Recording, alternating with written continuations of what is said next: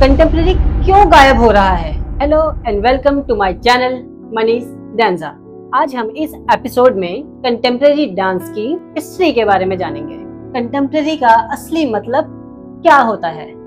दोस्तों, आज जिसे तुम डांस कहते हो ना, वो सिर्फ बॉडी मूव करना है, और एक ऐसा डांस भी था जो आत्मा को झंझोर देता था, कंटेम्प्रेरी डांस। और दुख की बात ये है कि ये आर्ट अब धीरे धीरे मर रही है। इसको कंटेम्प्रेरी क्यों कहते हैं? कंटेम्प्रेरी वर्ड का मतलब होता है of the present time.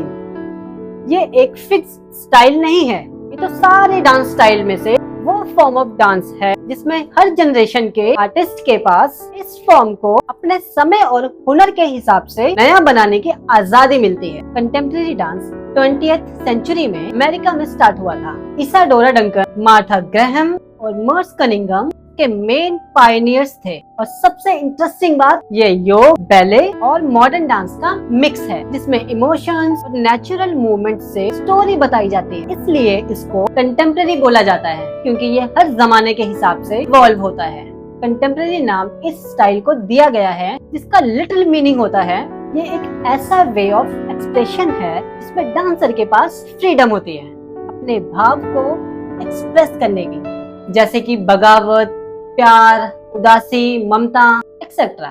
Simple भाषा में समझो, जब तुम्हारे अंदर का दर्द, गुस्सा या खुशी इतनी ज्यादा बढ़ जाए कि तुम उसे शब्दों में बयां ना कर सको और तुम्हारी बॉडी बिना किसी रूल्स के रो या हंस पड़े, उसे कहते हैं कंटेम्प्रेरी। कंटेम्प्रेरी कहता है कि डांस सीखने के लिए बड़े बड़े स्टेप्स सीखने की जरूरत नहीं है। अगर तुम स्टेज पर से गिर भी रहे हो ना, तो उस गिरने में एक आर्ट है। अब जानते हैं कंटेम्प्रेरी डांस कब और कहां शुरू हुआ था। ये पूरी कहानी शुरू होती है लेट 19th और अर्ली 20th सेंचुरी। इसका जन्म दो जगह एक साथ हो रहा था, अमेरिका और यूरोप, जर्मनी और फ्रांस में। उस जमाने में रिच लोगों का एक ही डांस होता था, क्लासिकल बैले। बैले में बहुत नखरे थे। टाइट कपड़े पहनो, जूते के आगे वाले हिस्से पे खड़े हो, बिल्कुल सीधे रहो और हमेशा हंसते रहो, चाहे पैर से खून निकल रहा हो। कुछ डांसर्स का दिमाग खराब हो गया।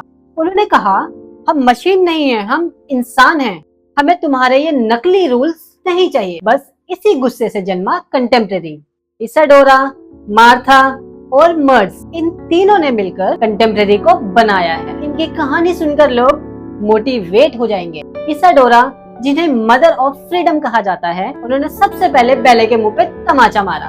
उस जमाने में लड़कियों का स्टेज पर बिना जूतों के आना पाप माना जाता था।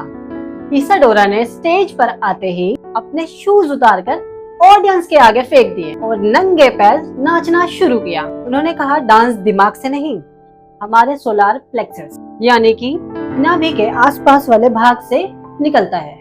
वो घंटों अकेले कमरे में खड़े होकर सिर्फ पेड़ के पत्तों को हवा में हिलते हुए देखती थी और वैसे ही अपनी बॉडी को बिना किसी रूई के मूव करती थी। वो आजादी की ऐसी दीवानी थी कि उनकी मौत भी उनके स्कार्फ के गाड़ी के टायर में फंसने से हुई। अब जानते हैं मार्था ग्रैहम जी के बारे में, जिन्हें मदर ऑफ ह्यूमन इमोशन भी कहा जाता है। इसाडोरा जी के बाद मार्था आई और इन्होंने डांस को एक नया दिमाग दिया। मार्था जी से पहले लोग सोचते थे कि डांस सिर्फ हवा में होता है, कूदना, उड़ना, लेकिन मार्था जी ने कहा, नहीं, हमारी जमीन यानी कि फ्लो हमारी माँ है। उन्होंने कॉन्टैक्ट और रिलीज टेक्निक बनाई और हम भारतीयों का भी इसमें पूरा योगदान है, क्योंकि मार्था ग्रैहम ने अपने मूव्स में जो ब्रीदिंग टेक्निक यूज करी वो उन्होंने हमारे योग से अपने स्कूल टाइम में सीखा और कॉन्ट्रैक्शन रिलीज में यूज किया। उनके स्टाइल ऑफ डांस में क्लास की स्टार्टिंग में crossed leg sitting posture use किया, जो कि योगासन में से ही था। और जब वो 1955 में कल्चरल एम्बेसडर ऑफ यूएसए बनकर इंडिया आई, तो उन्होंने यहाँ फिलोसफी, माइथोलॉजी में भी इंटरेस्ट लिया और आगे अपने पीसेस में यूज भी किया। तो हमें गर्व होना चाहिए कि कंटेम्प्रेरी की पायनियर की बेसिक टेक्निक हमारे भारत के योग से शुरू होती है। कॉन्ट्रैक्ट और रिलीज का मतलब, जब हमें दर्द होता है तो हमारी बॉडी कैसे सिकुड़ती है और जब हम खुश होते हैं तो कैसे खुलती है। उन्होंने डांसर्स को स्टेज पर लेटकर घुटनों के बल घिसट कर नाचना सिखाया।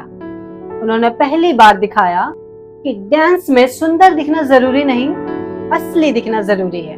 और तीसरे आते हैं मर्स कनिंघम। ये मार्था ग्रैहम जी के स्टूडेंट थे। इन्होंने जो किया वो सुनकर दिमाग फट जाएगा।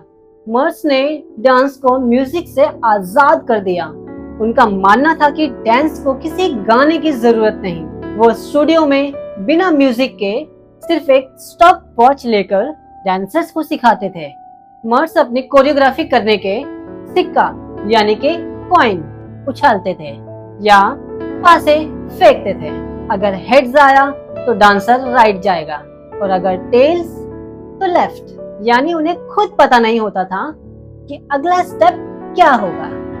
इससे उन्होंने इंसानी दिमाग की लिमिट को खत्म कर दिया। अब चलते हैं इस बात की तरफ कि कंटेम्प्रेरी क्यों गायब हो रहा है। आज लोग 15 सेकंड्स के हुक स्टेप्स सीख रहे हैं ताकि उन्हें लाइक्स मिल सके। कंटेम्प्रेरी लाइक्स के लिए नहीं, खुद को जानने के लिए होता है। पुराने जमाने में कंटेम्प्रेरी सिखाते वक्त स्टूडियो के शीशे ढक दिए जाते थे। पता है क्यों?